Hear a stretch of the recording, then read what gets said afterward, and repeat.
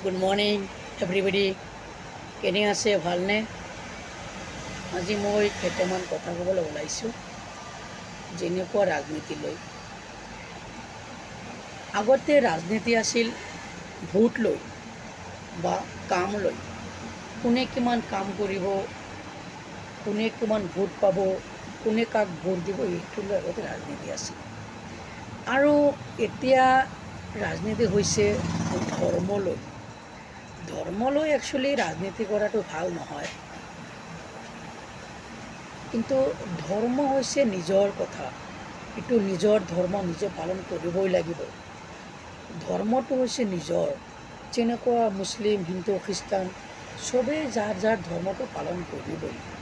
সেই ধৰ্মটো যেনেকৈ আমি মুছলিম, আমি আল্লাহৰ ওচৰত দোৱা কৰি আমাৰ মনত শান্তি দিওঁ। এক হিন্দুৱে মন্দিৰত পূজা কৰি তাৰ মনত শান্তি দিয়ে। সেইটো মই যদি ধৰ্মলৈ ৰাজনীতি কৰোঁ, তেনেহ'লে সেইটো আমালোকৰ ভাল নহয়। কিয় জানেনে? ধৰ্ম হৈছে নিজৰ কথা, ধৰ্ম হৈছে নিজৰ ধৰ্ম, ধৰ্ম হৈছে নিজৰ নীতি নিয়ম। এই ধৰ্মটো আগৰ পৰা মানুহবিলাকে চলি আহিছে।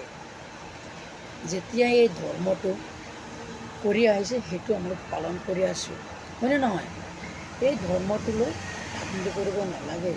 আজি চাওক, আজি যদি আমাৰ দেশখন আমি নিজে নিজে কাজিয়া লগাই, আমি নিজে নিজে মাৰপিট কৰোঁ, তেনেহ'লে আমাৰ দেশখন ওপৰত উঠিবনে? নুঠে। আমাৰ দেশখন আৰু ক্ষতি হ'ব। আমাৰ দেশখন বচাবলৈ আমি কি কৰিব লাগিব? হিন্দু, খ্ৰীষ্টান, মুছলিম চব একেলগে জোঁট হৈ আমাৰ দেশখন ওপৰত উঠাব লাগিব। আমাৰ দেশখন লাভৱান বানিব লাগিব। আমাৰ দেশখন ভাল বনাব লাগিব, যাতে আমাৰ দেশখন কোনো ক্ষতি নহয়। সেইকাৰণে মই কৈ আছোঁ, ধৰ্মলৈ ৰাজনীতি ভাল নহয়, ধৰ্মলৈ ৰাজনীতি নকৰিব।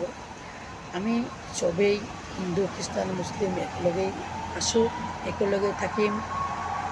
গোটেই জীৱন যাতে একেলগে থাকিব পাৰোঁ। আমি হিন্দু, খ্ৰীষ্টান, মুছলিম, বড়ো, কছাৰী চবেই মিলি বিশৃংখলা হৈ থাকিব পাৰোঁ। এইটোৱেই আমি আপোনালোকক কৈ আছোঁ। ৰাজনীতি হৈছে ভোট লৈ, ধৰ্মলৈ নহয়। ধৰ্মলৈ ৰাজনীতি কৰিব নালাগে। ধৰ্ম হৈছে নিজৰ কথা আৰু ৰাজনীতি হৈছে বেলেগ। ৰাজনীতি কৰক, ভাল কথা। ধৰ্মলৈ ৰাজনীতি কৰিব ভাল নালাগে।